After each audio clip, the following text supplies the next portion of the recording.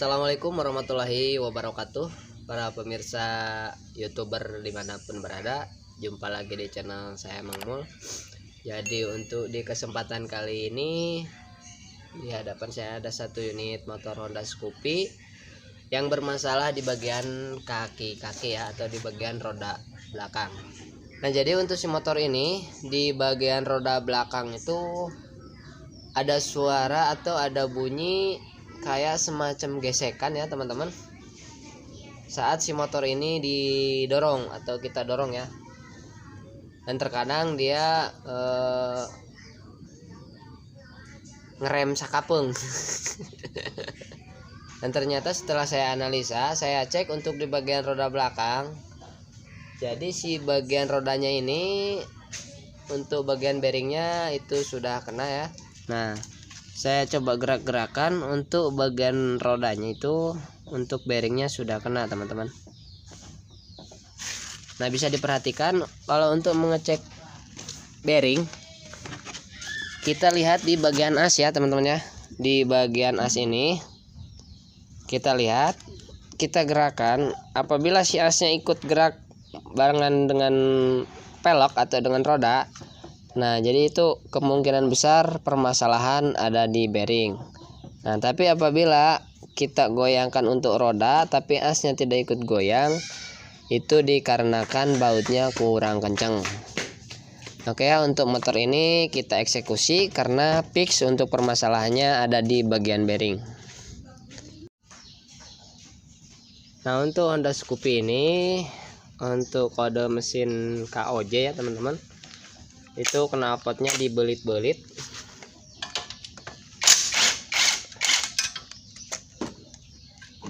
Jadi beda lagi sama Scoopy yang sebelumnya ya.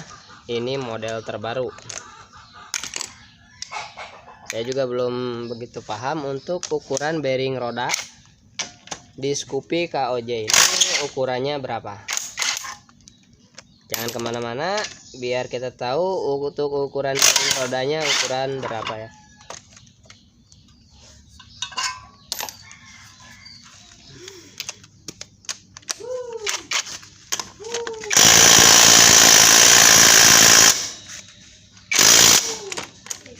Dan ternyata tidak kuat ya guys.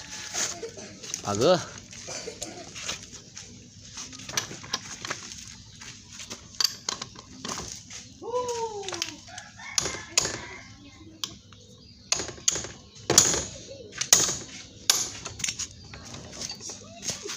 Terpaksa harus menggunakan palu.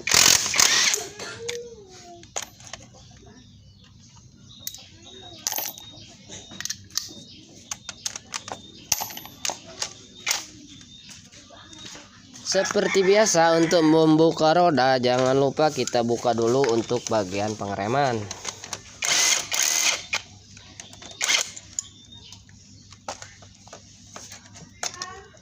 Kemudian setelah bautnya coplok semua, kita tarik untuk bagian rodanya.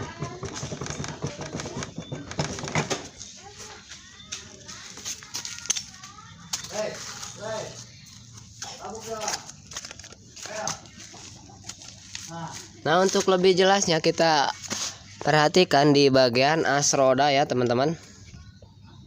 Nah, bisa dilihat kan? Untuk as rodanya itu ada pergerakan atas dan bawah. Oke, biar lebih jelas kita perjelas lagi.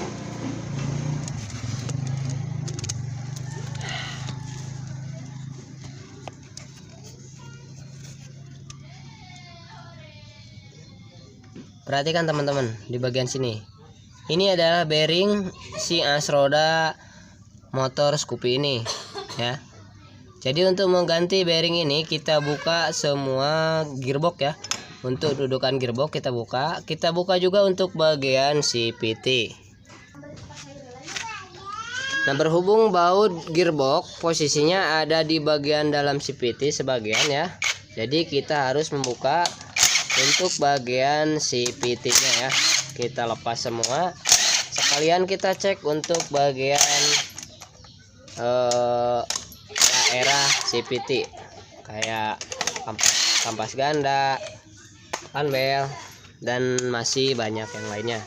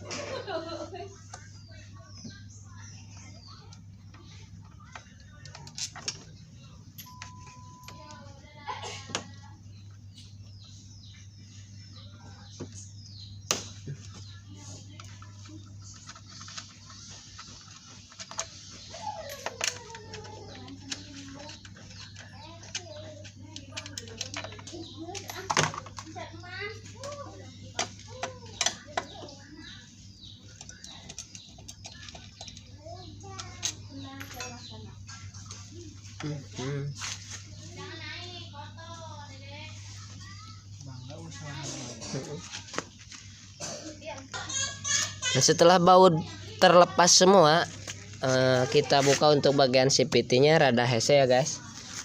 Kita kasih dorongan sedikit. Di bagian sini ada tahanan khusus buat dorongan.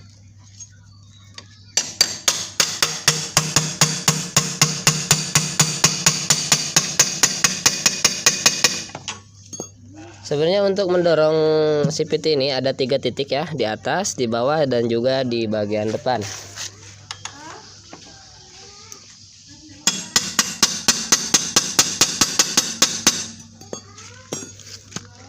Sudah terbuka tapi belum lepas ya guys.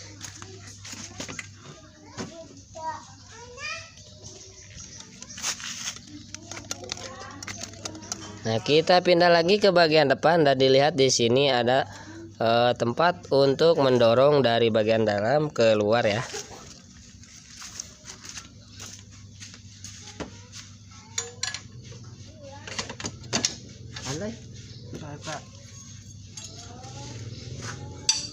Enggak jangan.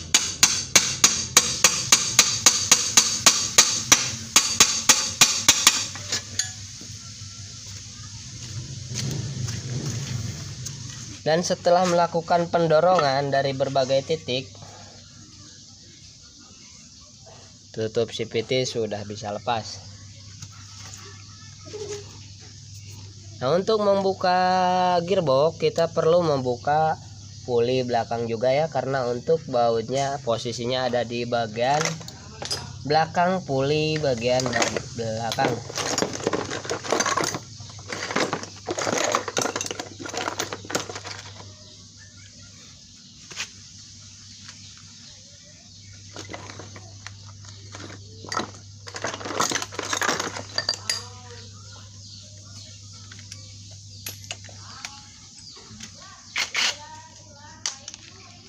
Untuk membuka puli bagian belakang di sini menggunakan kunci 19 ya.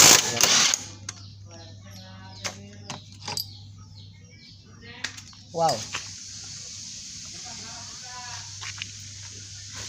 Dan ternyata bisa dilihat teman-teman, untuk kondisi kampas gandanya itu sudah seperti ini.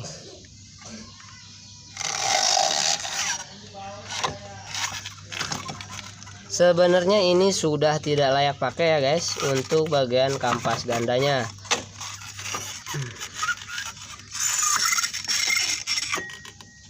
Nah, untuk kondisinya ini memang terlihat parah sekali ya teman-teman.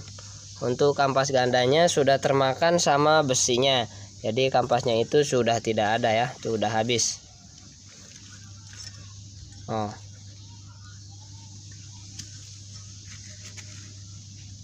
Ya, jadi selain dari bearing roda, untuk si motor ini di bagian kampas ganda juga harus kita ganti. Nah, kita penasaran untuk bagian roller, kita cek juga ya. Sebelum kita melepas bearing roda, kita cek untuk bagian depan atau bagian roller. Untuk membukanya sama aja menggunakan kunci 22 ya, untuk di motor Scoopy yang tipe KOJ.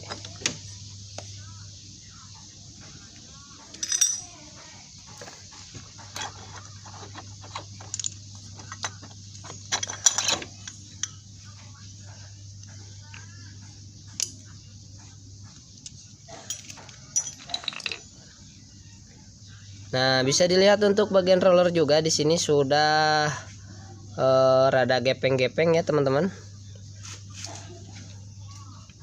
Oh, dan sebaiknya untuk si motor ini full di servis ya. Bisa jalan. Oke, sekarang kita lanjutkan untuk ke bagian bearing roda tadi yang inti ya.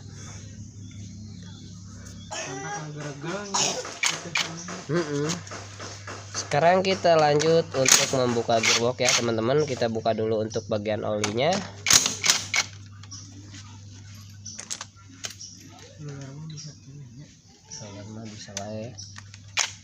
Kemudian kita buka semua penutupnya ya. Ini menggunakan kunci 10 untuk membuka gearboxnya ya teman-teman. Nah, jadi di bagian dalam sini ada 3 baut 10 panjang untuk membuka gearbox.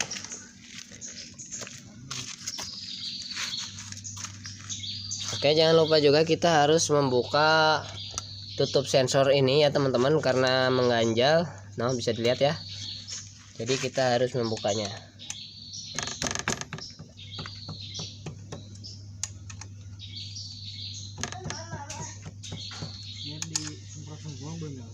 Mana? Semprot tungkul tenan naon? Cai ge kajen. Sabun pakai sabun.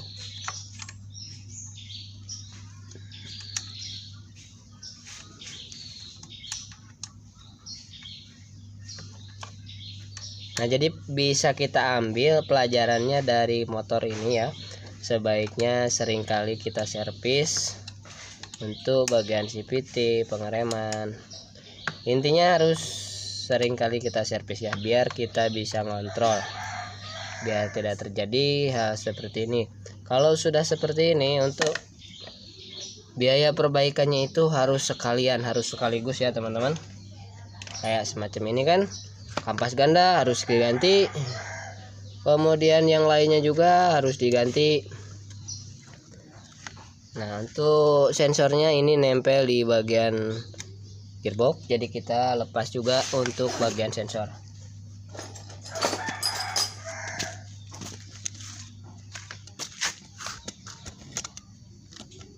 Sensor ini fungsinya sensor speedometer ya teman-teman, sensor jalan.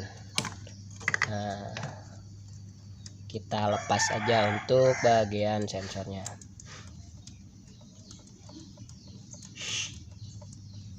Untuk melepasnya di sini menggunakan kunci 8.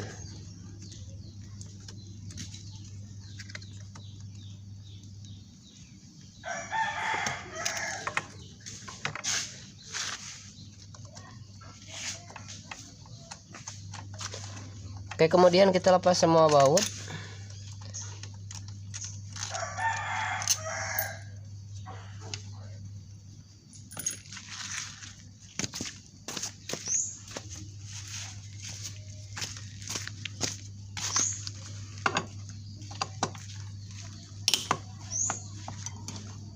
Untuk bautnya ini ada 7 buah baut 10 ya teman-teman. Di luar 4, di bagian dalam ada 3.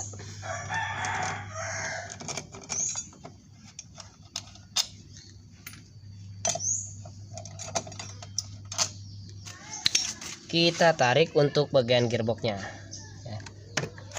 Oke, kita tarik pelan-pelan.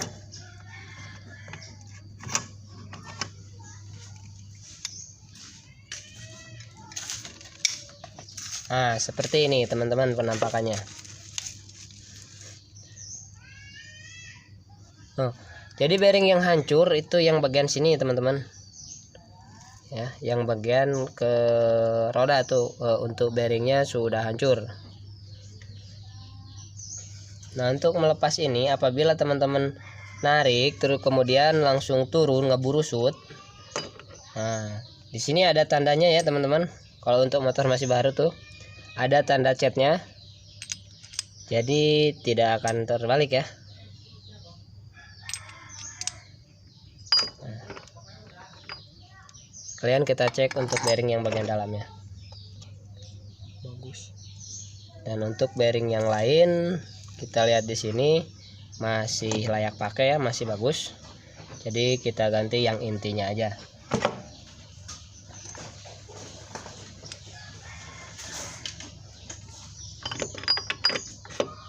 Oke,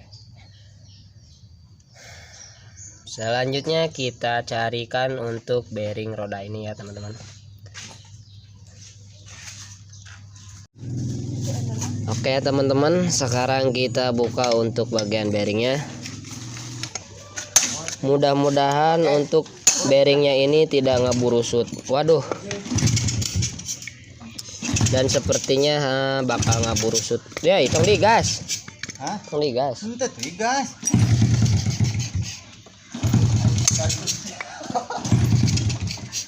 Ya, cek wenge. Ngeburu shoot guys, ngeburu shoot. Untuk bearingnya udah parah, udah hancur banget ya guys.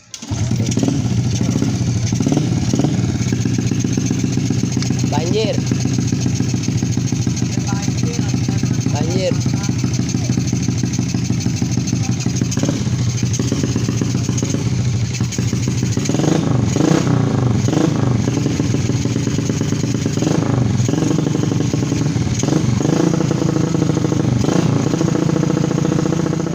Bisa dilihat ya guys, bearingnya terlalu parah, jadinya hancur seperti ini.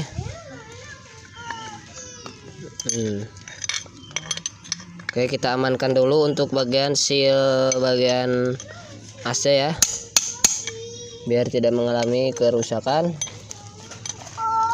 Ya, ini ngambil gunting, mengolah gunting uang. Ayak.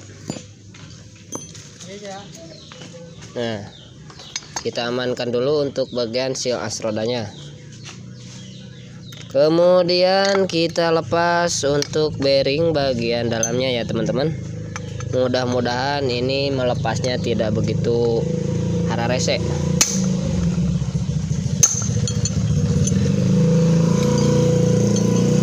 Karena nyatanya kalau misalkan bearingnya hancur, lepas seperti ini, ketinggalan, itu melepasnya cukup hara rese ya guys.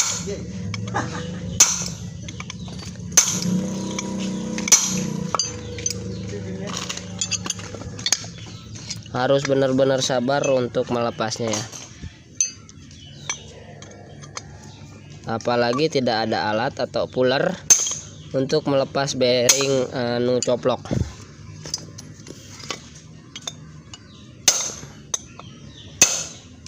Cacat ya guys, kartakol.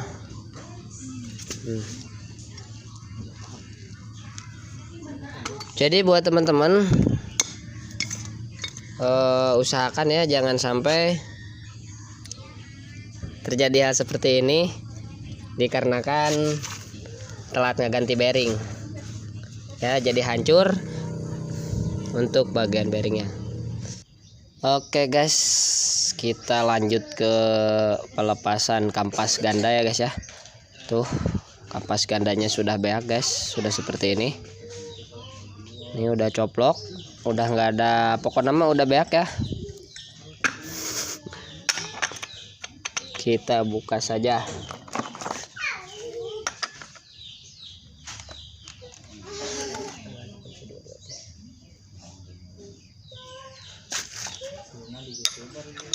Nun, nggak boleh. Nih.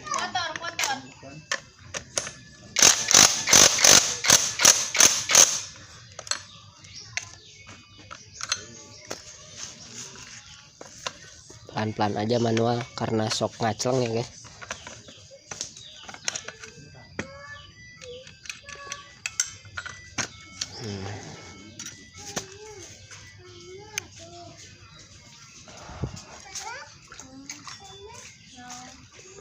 Sekalian dibuka, sekalian dibersihkan ya guys.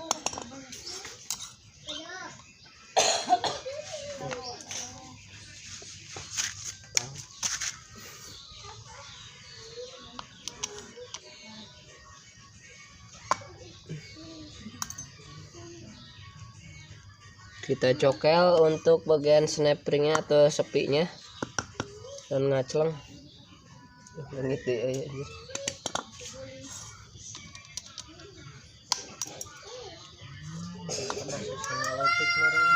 ya.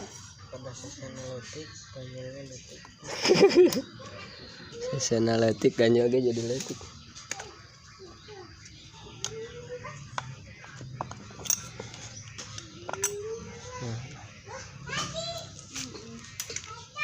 Dilempengkan ya.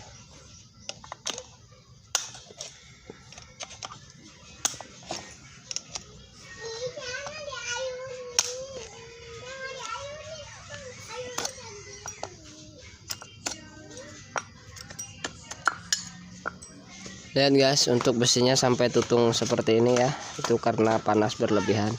Kita lihat untuk bagian karetnya, dan saya rasa untuk karetnya ini masih layak pakai ya teman-teman, masih bisa kita gunakan. Jadi yang harus kita ganti untuk di bagian kampas gandanya aja.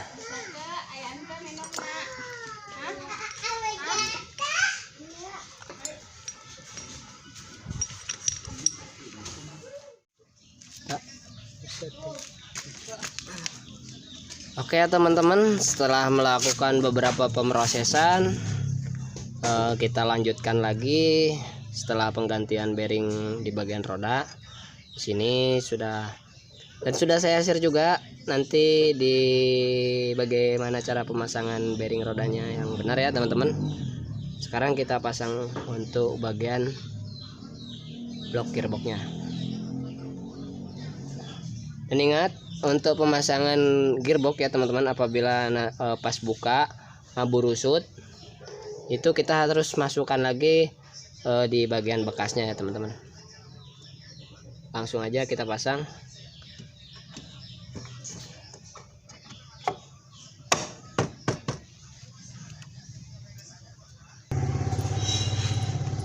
Oke ya teman-teman, kemudian kita pasang untuk bautnya. Dan untuk bautnya sendiri bisa dilihat teman-teman di sini ya. Untuk ukuran bautnya itu nih ada dua yang pendek.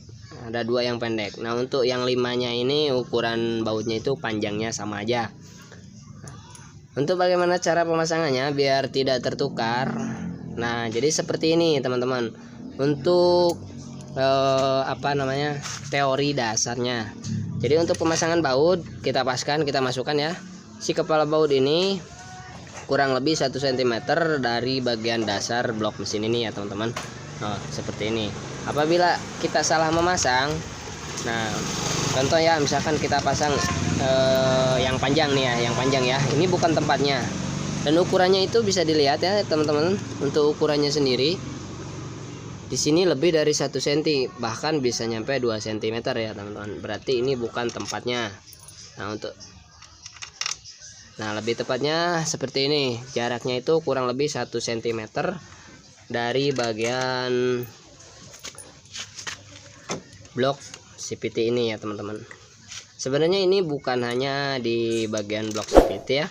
Untuk di bagian mesin juga sama aja. Untuk ukuran panjang baut itu teori dasarnya kurang lebih seperti itu. Jadi jaraknya itu 1 cm dari bagian blok mesin. Oke, kita pasang aja bautnya. Kita zigzag dulu ya teman-teman ya. Untuk pemasangan baut kita zigzag dulu untuk memastikan bahwa si blok ini pas lurus di bagian tempatnya. Oke, kemudian kita kencangkan untuk semua bautnya.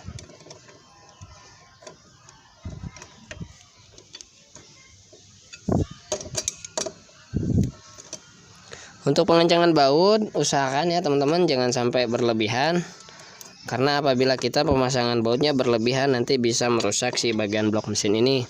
Jadi bautnya nanti slack atau dol ya, tidak bisa dikencangkan lagi apabila kita pemasangannya berlebihan. Kita gunakan feeling dan perasaan untuk pengencangan baut.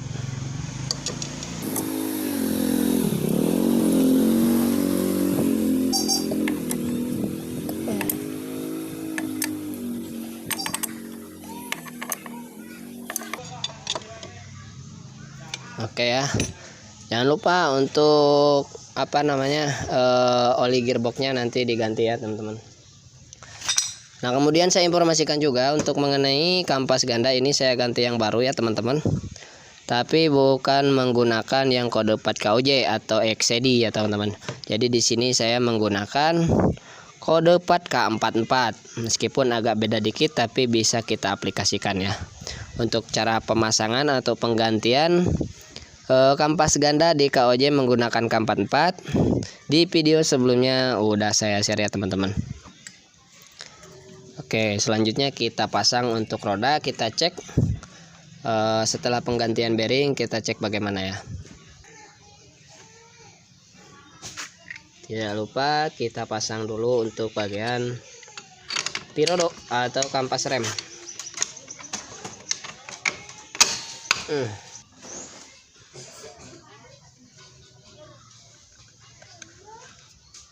Kita kencangkan secukupnya aja. Nah, untuk lubang selang ventilasi ini kita masukkan ke bagian filter ya teman-teman di sini. Nah, kita masukkan di sini. Jangan sampai kita lupa memasukkannya, karena bisa kemasukan air di bagian sini yang akan membuat si air itu masuk ke bagian gearbox ya, apabila kita lupa memasukkan si bagian selang ini.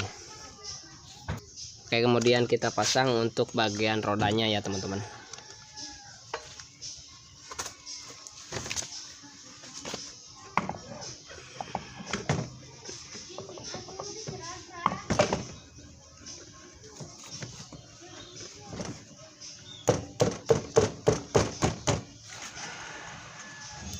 Jadi di sini ada ring tebal seperti ini teman-teman ya.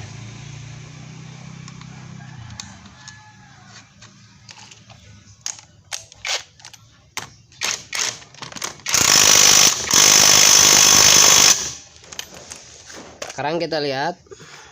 Nah, untuk bagian rodanya itu sudah normal kembali ya, sudah sesek kembali dan tidak ada gesekan dengan si kampas rem. Kemudian kita lanjutkan, kita rapikan untuk bagian CVT. Oke, sebelum kita merakitnya, kita pasang dulu untuk bagian kampas ganda. Kita masukkan ke bagian puli ya teman-teman. Setelah melakukan sedikit pembersihan di bagian puli ini, kita pasang kembali. Dan juga ini sudah melakukan penggantian ya. Untuk menggantinya juga pernah sudah saya share di video sebelumnya ya.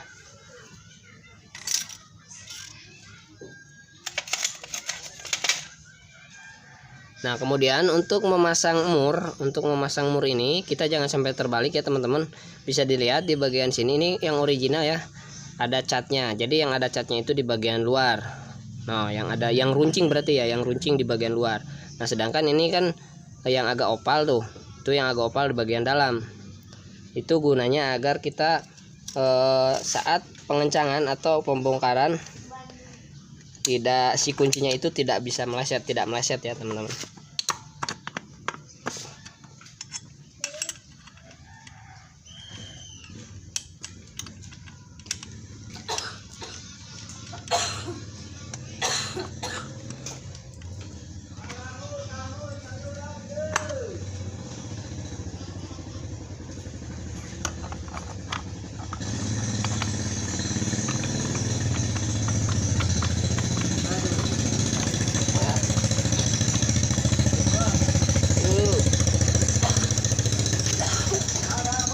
kita lakukan pengencangan ya.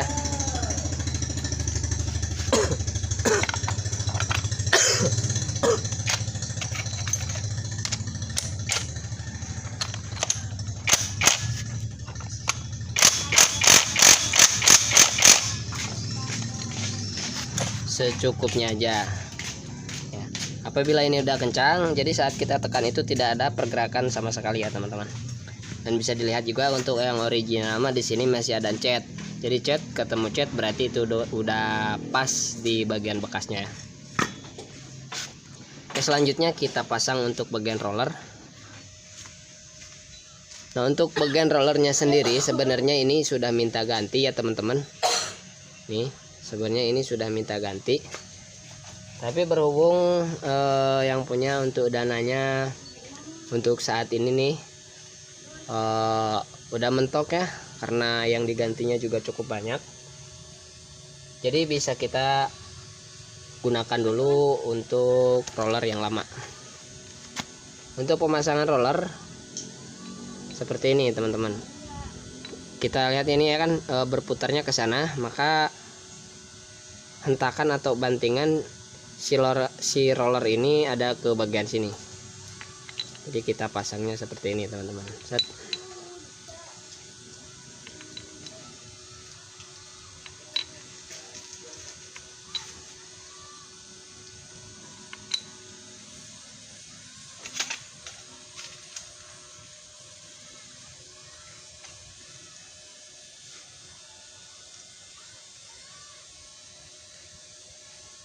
Kemudian kita pasang plastik slider ini, posisinya seperti ini ya teman-teman.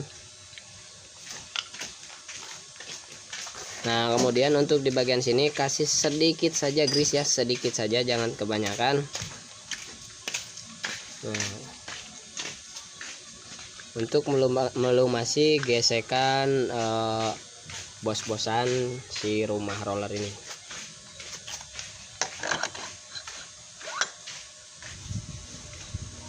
Nah, untuk di kode 4 KOJ, jadi di sini tidak ada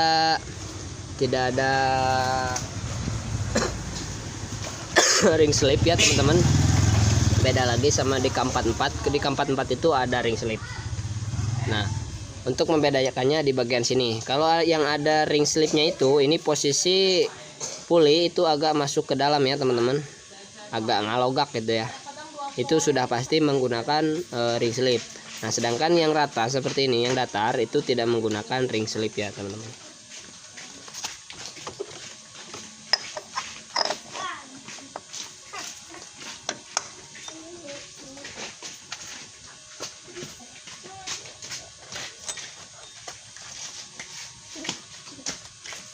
Dan untuk di kode KOJ ini tidak ada engkol ya teman-teman. Untuk motor Scoopy ini sudah tidak menggunakan engkol, makanya tidak ada gigi engkol di bagian sini.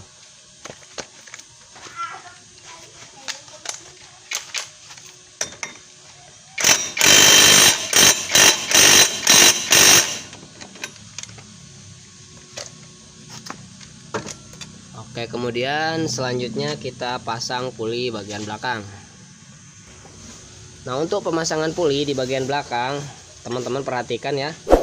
Ini khususnya buat para teman-teman yang masih pemula ya.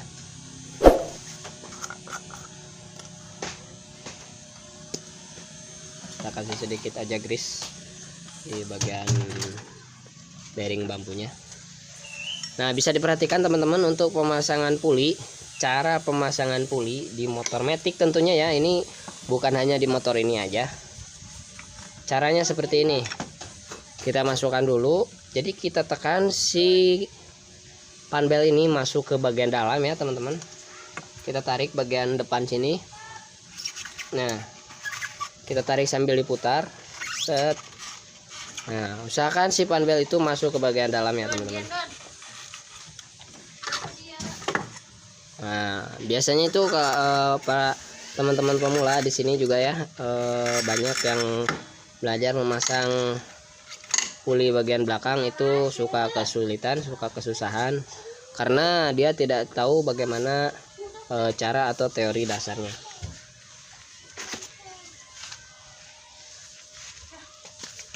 Kemudian kita pasang untuk bagian loncengnya.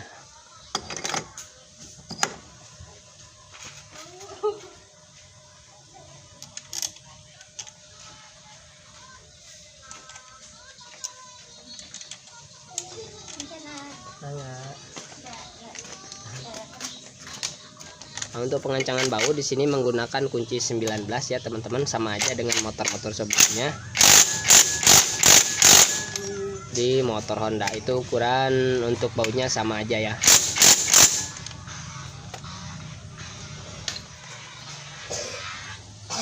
Oke, sekarang kita coba hidupkan ya teman-teman, untuk mengepaskan si panbel ini biar kencang.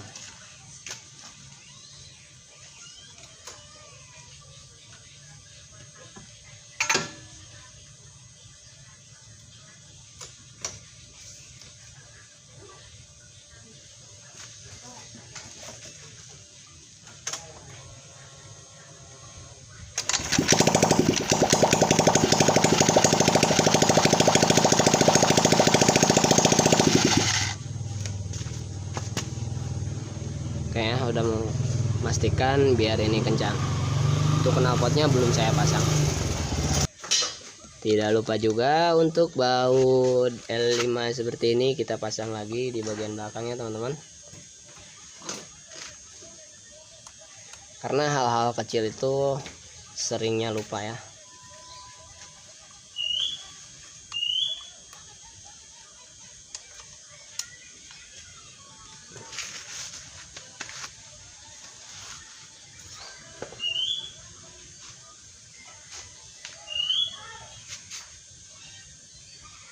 Oke, kemudian kita pasang lagi untuk bagian blok CVT-nya.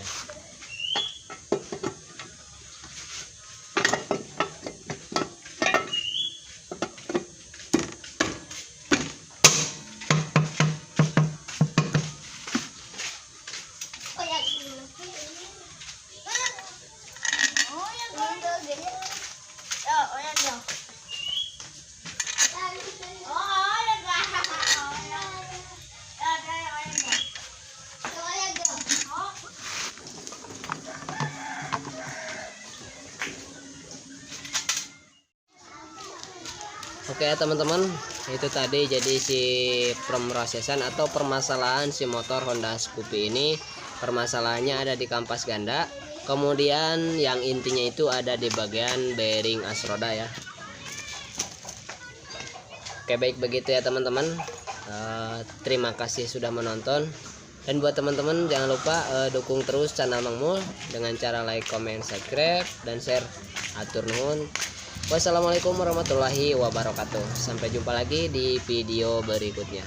Terima kasih.